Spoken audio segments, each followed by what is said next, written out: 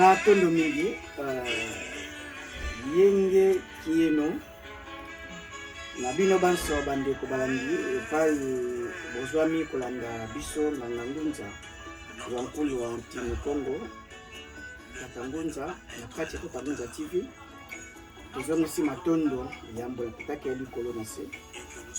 walingaki mabele afili katondisi yango na nkita wapi iye apambolaki baindo na mayele ya transformation wapi iye bakambi batangisi mikili mosusu topesi bongo lokumu na nzambe banzambe ya Filika banko ya Filika wapi iye kambani na fumuki mbangu ya ntongo noa topesi pe mbuka kozwa longonya pe matondo na bakoko pe baboti babiso iye bongo ba éterniser la race noire pour bandimi kobota baindo loposo iye tozwami pe bongo batelamaki na biteni nyonso mpona kobenga na bongo mungunya kozwa lipanda atako kasi bongo preuve wana emosamaki na banso pe bongo longonya na bakoko babiso pe bongo longonya makasi na bandeko banso ba bongo kotelama pona kolobela bongo baindo pona ko éveiller conscience ya baindo wapi iye babenga na bakombo mingi bakemit ba resistant baindo matondo mingi na balamuki pe bongo na bangunza banso iye bongo bazoko betumba iye lolenge ilongo bani matondo mikasi lo bongo toye liboso na bino pona kotalisa makanisi to lecture spirituelle na maizo lekela pamba te mali eza moko eteni ya mabele ya Filika o wapi eza lokola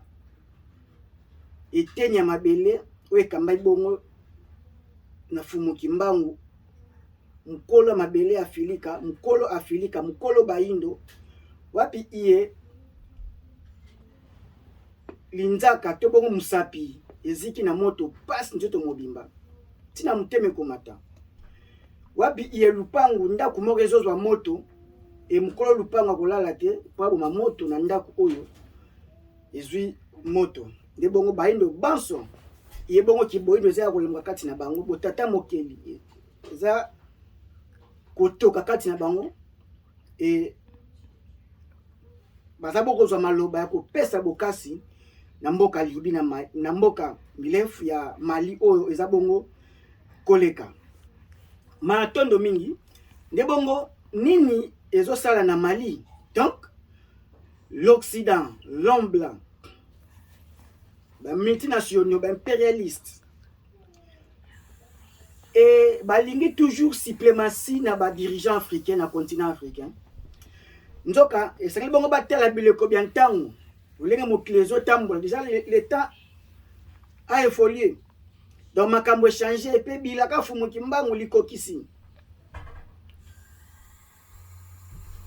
koloba ete otozomona nini eleki neteni ya France to pe bongo Mali azalaki bongo colonie française ti lelo suprématie ya France ezomonana comme si ye aza propriétaire ya territoire malien donc il faut décider sort ya Mali il faut à orienter à diriger et di vouloir na ye fait posa na ye fait kokisa makana na Mali ndenge azolinga exactement bokoyo ko bima libanda ya volonté ya France te et tout change tout bouge rien n'est stable ba moko balobela bongo déjà comment on a ba cathédrale l'église catholique force spirituelle ezo zika na France déjà komona ete bokonzi ya France représenté et pas ya Macron ete ba gifler yango ya ba saboter de kokweya ya France et komona ete pouvoir physique na bango incarné aux États-Unis déjà nkumu Joe Biden kokweya na ba escalier ya avion présidentiel Air Force One déjà kokweya 3 fois kweya et ba ete déjà si plan spirituel ici baza déjà kokweya ba na contrôle total sous Afrique spirituel et nebongo physiquement et kaka ko accomplir kolanda et ba contrôler sur Afrique tending zaki na ba décennie passée et to komi na moment fumu kimbangu yala kayala fumu kimbangu ça ko imposer volonté na ye d'une manière à d'une autre. To ko bongo na octobre 2020 et l'un mobile mona âge à 27 ans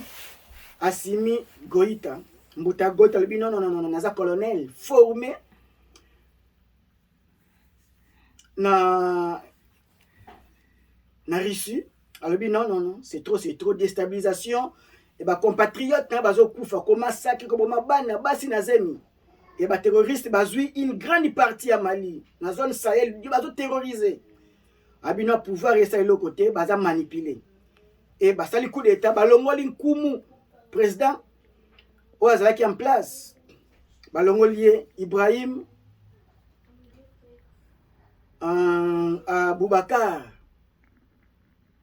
Keïta balongoli na bokonzi yemo azuki bokonzi mais azui en moté d'une façon le col a s'interniser na pouvoir toi azui pour na rejoindre mais pour na souci à défendre patrie na ye bana mboka le kumu ya Mali mabele bokoko ya bakoko et nanu pouvoir eleki apesi pouvoir na ancien militaire moko azui pouvoir tout ça les choses ne marchent pas comme il se doit est-ce qu'on doit reproprier pouvoir et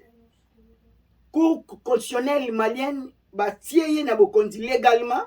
a sali promesse ya kotenir l'élection parce que la loi malien et militaire donc coup d'état na état africain est inadmissible certes et bani bongo après si promesse était bon ça va l'élection de la tenue le 27 février ndenge makamezo kendele veut dire instabilisation examen ba armée française ezawana ils ont cocaté ko silisa terrorisme wana bazo continuer ko boma ko terroriser instabilité comme na mboka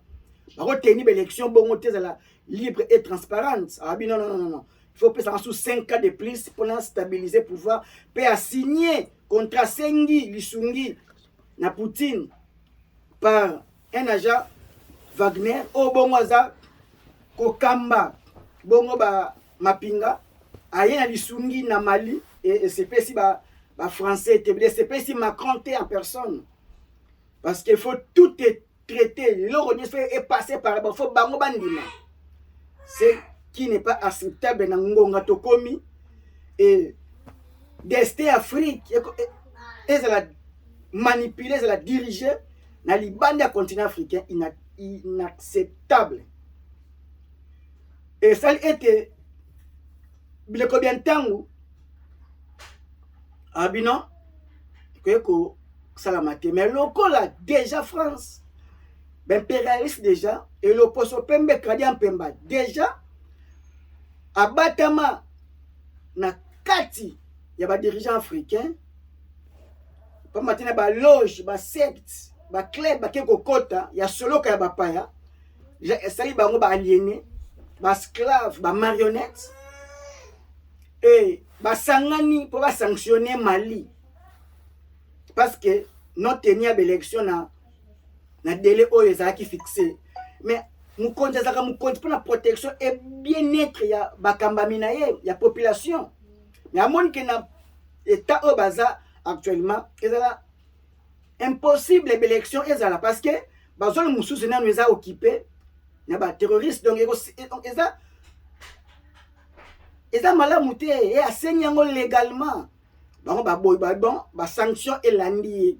bakani ba frontière veut dire ba isoler ye ba contraindre ye toujours na ba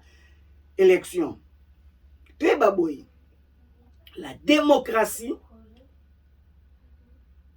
est un poison pour l'Afrique. La démocratie c'est du poison de l'Afrique. Ba élection est un frein pour l'avancement en Afrique. Donc nous on fait la balayer et il faut une nouvelle base. Au Bongo, il y a une réalité ya biso africain ndenge nini to kamba maki babokonzi na bango ezalaki stabilité na démocratie te. De Gaulle akotaki na démocratie te e bapouvoir nyonso eleki na mikili na bango. Lelo Chine aza bel exemple, so ezalaki 5 ans renouvelable une fois mbe Chine akomi ndenge akomi te. URSS Russie Poutine so ezalaki déjà dépassé 20 ans. Soki bongo ezalaki démocratie 5 ans renouvelable une fois bango balongola mbe lelo gloire ya Russie eza kozonga te. Donc na mokuse voilà makambo eza ko caractériser biso ba valeur na biso eza ki bo moto na biso bo nzambe po na biso feza ba incarner na ba loi na likundi mobeko likundi na biso faut to incarner tradition culture na biso bo nzambe na biso ba loi na biso mais ba copie coller pamba te l'Occident l'homme blanc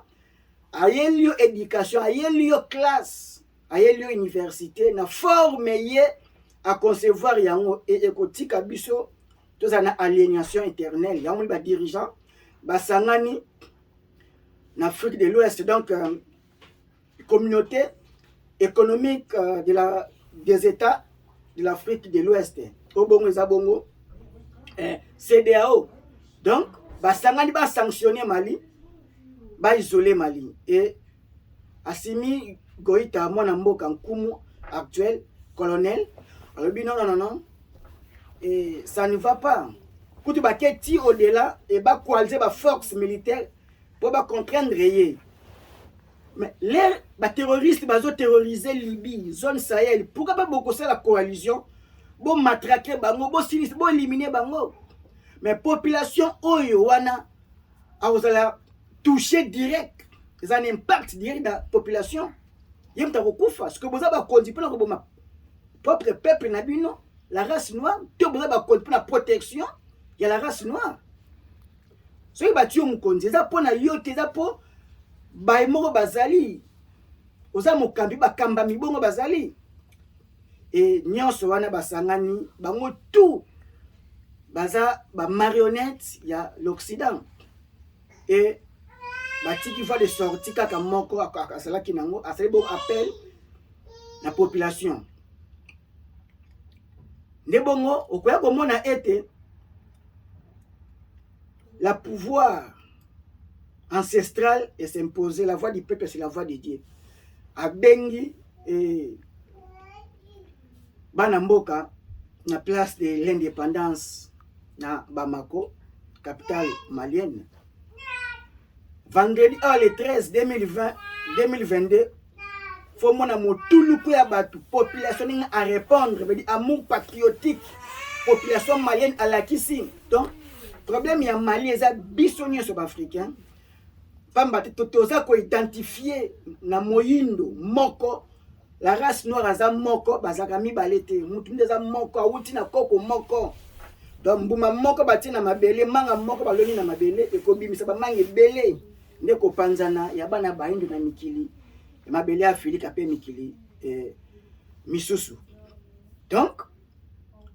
tokokite kozala na état d'esprit oyo lelo ba dirigeant ya CEDEAO balakisi to balakisi ba limite na bango balakisi immaturité na bango balakisi faiblesse na bango ferma baza ba marionnette. Donc on veut dire volonté ya Macron et transiter na CEDEAO na ba dirigeant ba isoler Mali et population d'akokufa parce que azo dépendre économiquement ba na ba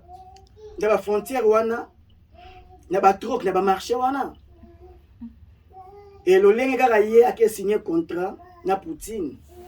par la personne Wagner obongaza lokola mapinga na troupe na ye na ba mercenaires obaye po ba silisa ba terroriste ba silisa guerre ba tia stabilité na continent bien que bango pe kaka baza lokola okimi nkoyo moni bongo tambwe moni okimi bongo lion moni léopard. Mais, dans le temps actuel, il faut parapluie moro ezala nous to limiter nanu progression influence ya France oyo bongo azo kuwa kaka ke aza le seul maître na Mali ye fa diriger ka Mali. Donc pas si na biso eza bongo ba dirigeant o bazo bima na ba université na ba école occidentale baza ba membre ya ba loge ba secte ba club ya occident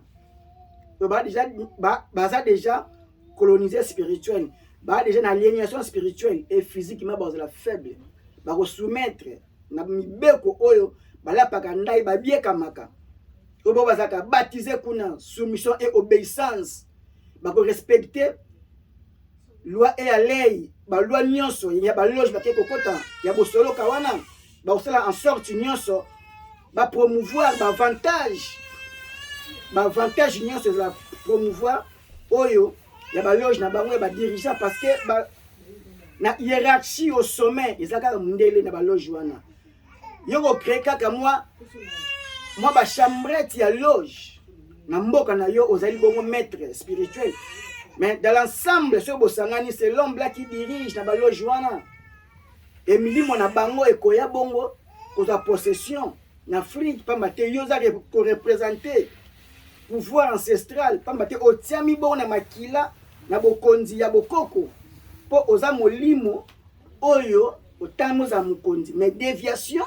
ya bakelasi ya biyamba bapa ya boke kokota ngesali ete bozala manipuler ne bozala manipuler ba dirigeant bozala manipuler ba président na biso ba élite intellectuelle na biso si ba couche nyonso baza ko paraître bongo ba marionnettes ba sous-hommes na ba sous-état na ba pays tiers monde et il faut bongo donner échanger to renverser bongo donne tendance c'est possible pamba te bileko pe bantango ila kaka fumu kimbango c'est likokisi et moindo ako koma bongo modèle à suivre par rapport les ba ko référer na l'Occident. Supplémation occidentale et aux alliés sous-soutés en Afrique et si puis et ko s'empirer les sous et à Bengisi vendredi oyo on dit que le 13 janvier 2022 et nenge peuple malien à répondre et ba komi kutu wumela na bokonzi ba pesi ba mibu ebele ba bi jusqu'à ce que tokozwa stabilité de tokena ba élection donc mundele aza ko jouer biso na système auto a en place et ba parti ya opposition ba ONG et ba nyonso wana ba parti civil couche wana nyonso eza invention ya Occident et biso bo kondimoko te kambamaka na parti opposition azalité taki na bato e bazo la complémentarité ezalaki contrepoids ezalaki mais lelo opposition ya ko s'opposer ya lokola mbeli na kingo bazo contraindre yo osala volonté Occident dès que osali yango te bango mosusu ba financer ba parti opposition et ba financer ba société civile po bongo bazo makasi ya ko bondir ba acte oeza choquant na bato e cause inacceptable na population et c'est leur système bongo ya ko diviser biso ko ba réunir et ba ko bouter d'ailleurs un clin d'œil omoni donc population wana maturité mati atelami apesi bokonzi na ye Assimi Goïta Mbuta Goïta colonel apesi pouvoir kamba biso diriger biso et nini bon to senga voilà devoir ya bangunza voilà devoir ya religion africaine soki comme comprendre qui vocation na ye comme tu répéteras toujours France Fanon alors bien Afrique forme d'une revolver gâchette trouve au Congo dans l'ombe délégation ya bangunza to sangani biso nyonso bangunza aux forces spirituelles za bongo ko retrouver na Congo wapi oyo nzambe aye kobotama na Congo na fumu kimbangu nzoto wana kimbangu dia ntungunwa molimo wana ya nzambe ye na Congo po Congo ala kisa etambolela bonzambe na bana nyonso mabele Afrika mbelelo lelo délégation ya bangunza eke na Mali kopesa mbuta goita maboko ko conscientiser ye et cela makazo bimisa islam na mabele ya Mali parce que une grande partie bazo vibrer na force islamique oyo wapi ozala kaka toujours trahison au cela parce que l'Occident a stoppé zongisima même communauté internationale ba élever qui ba sanction même Union européenne ba élever ba sanction contre Mali transaction aux alaté veut dire ba quatre coopération il ba otika Mali parce que population là remona zangi piodi azangi elamba tombola azangi ba biloko pour la boîte tout ce que l'Afrique a consommer et au tabon libanda ce qui est danger et toi la danger alimentaire moni il dit baza ko terroriser Afrique sur tous les plans. Il va l'ingati africain à se développer na propre suyer na ye. Donc il faut te reconquérir yango. Mais d'abord il faut une force spirituelle. Il faut que nos dirigeants, base là, membres, partisans, réapproprier pouvoir ancestral. Il y a un chef coutumier mon côté, il y a un roi mon côté à Baïndo. À ce moment-là, il y a Libanda. À Tangsaka, Bana Libanda. Et te bakamba kaye. Ce qui colonisation te mutuye kokumba. Yango na kati na ba dirigeant o aye ko sala ba to kon bon ba république. Les réalité occidentale, les bisoté et il faut tolongola ba constitution na biso likundi mobeko likundi na biso elo ngabo kozala ba copie coller ya ba état colonial oyo bongo ba kambaki biso parce que colonisateur les raye a un intérêt na ye pour afanda na éternité na belé Afrika. Et ça paradis pour na bango. Sans l'Afrique, le monde ne sera pas monde. Sans l'Afrique, le monde est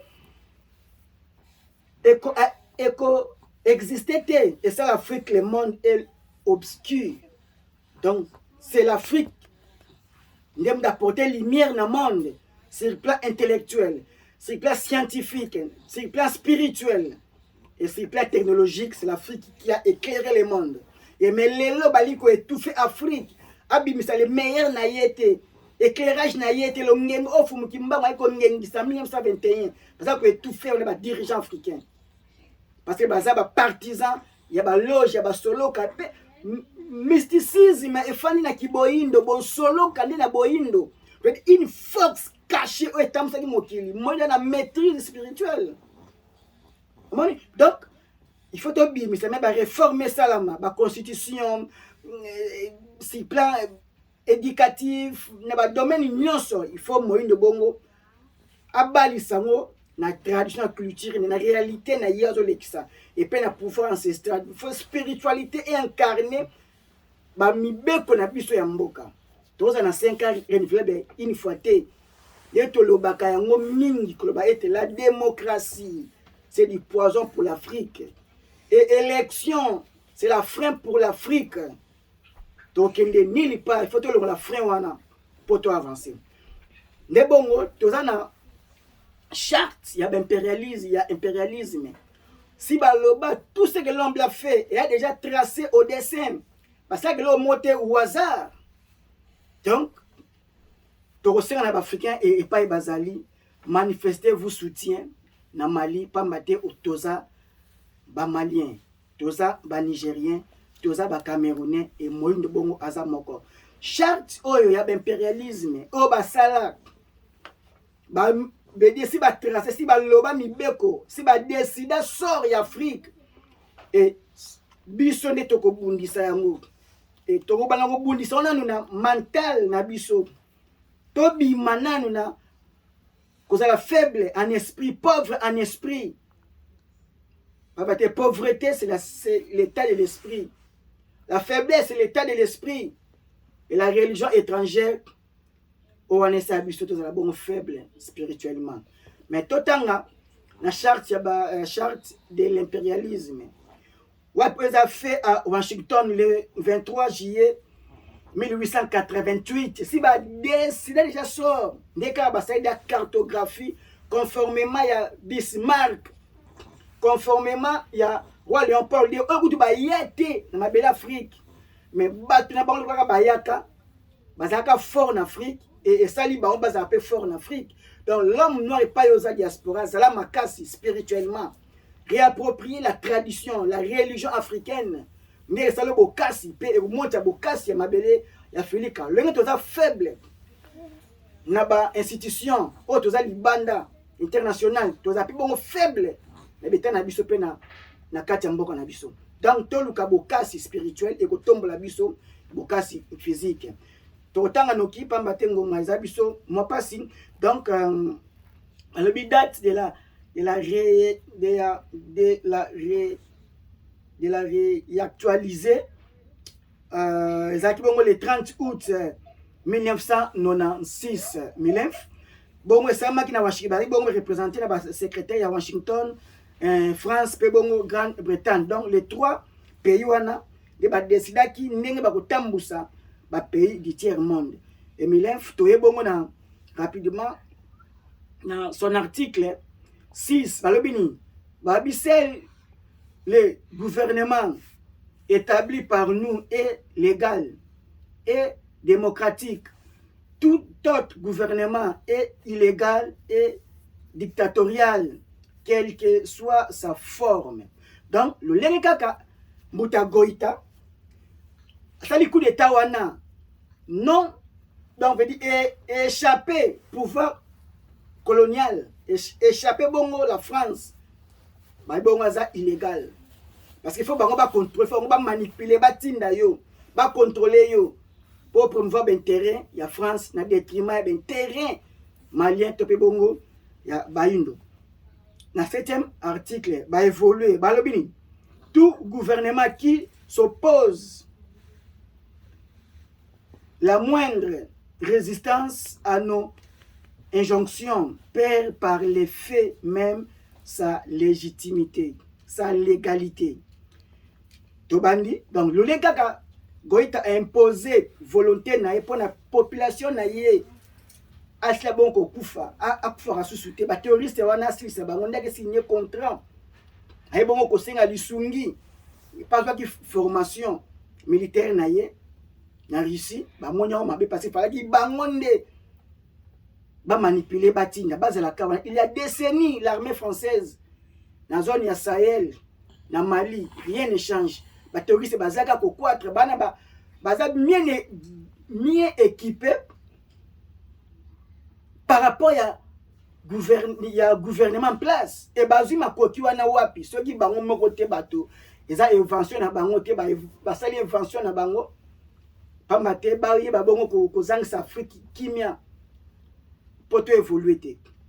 parce que ba biso batiki africain kimia a ko pousser réflexion musika a ko réapproprier technologie na ye